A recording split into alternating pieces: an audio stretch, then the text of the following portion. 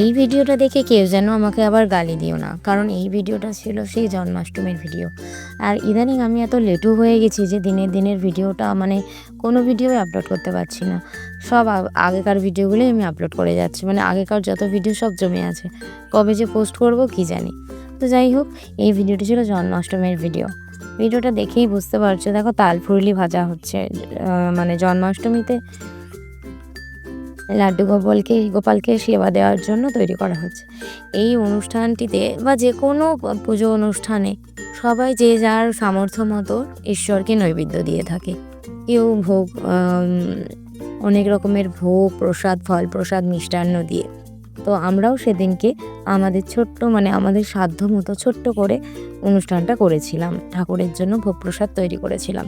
তো প্রথমেই আমরা গোপালের তাল যেহেতু ফেভারিট, তো গোপালের জন্য তালের ফুরুলি করে নিচ্ছিলাম। আর এই তাল ফুরুলি অনেকে অনেক রকমভাবে করে থাকে। কেউ এই তালের যে গোলাটা থাকে, এই গোলার মধ্যে অনেকে আছে মানে চিনি, খোয়া ক্ষীর, তারপরে কলা, মানে পাকা কলা, কাঁঠালি কলা, এগুলো অ্যাড করে থাকে। কিন্তু আমরা আবার সেগুলো দিই না।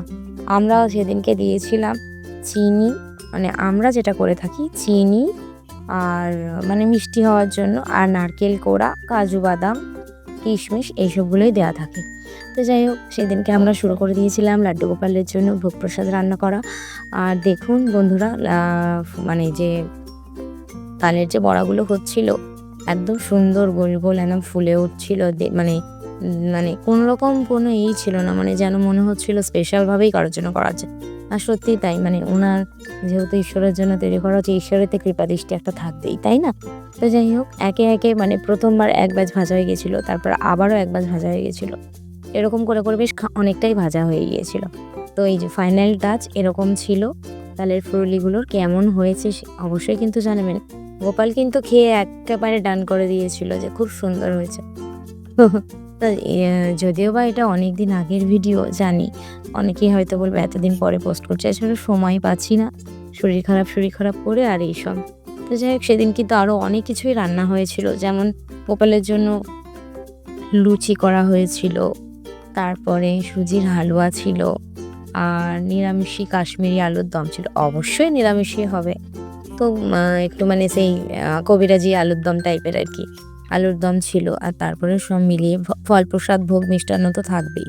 সব রকম মিলিয়ে গোপালকে সেবা দেওয়া হয়েছিল। আর এই যে আমাদের মা লক্ষ্মী, তার ঘরটাও খুব সুন্দরভাবে সাজানো হয়েছিল। আর ঠাকুরকে তারপরে সব এখানে রয়েছে মালপোয়া, সুজির হালুয়া, তারপরে ছিল কিছু মিষ্টির প্রসাদ, তারপরে ছিল কিছু ফল প্রসাদ, আর এখানে ছিল লুচি, আর এখানে ছিল তালপুরলি।